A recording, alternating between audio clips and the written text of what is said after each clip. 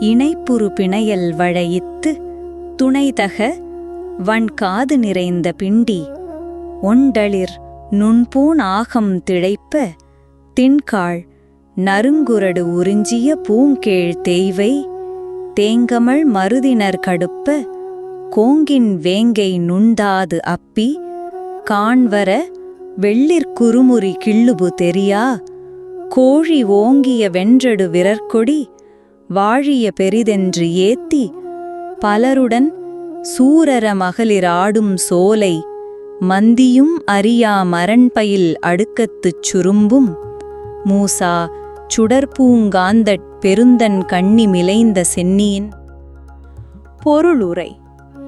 கிளைத்து பூக்கும் கீழ்நீர் அரும்புகளை இணைத்த பிணையலையும் அசோகன் தளிரினையும் காதுகளுக்குத் துணை என்னும்படி அவர்கள் அணிந்திருந்தனர்.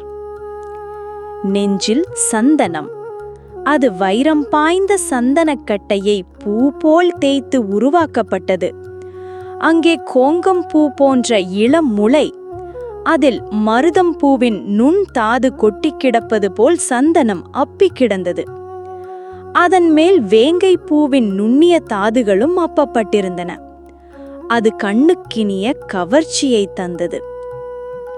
விளாமரத் தளிர்களை அல்லது வில்வத்தளிர்களை பறித்து போட்டு பூசை செய்து கொண்டு அவர்கள் ஆடினர். கோழி ஓங்கிய வெற்றி கொடி வாழிய என்று பலவாறாக பலரும் கூடி புகழ்ந்து பாடிக்கொண்டே ஆடினர். சூரர மகளிரின் இந்த ஆட்டமும் பாட்டும் மலையெல்லாம் எதிரொலித்தது.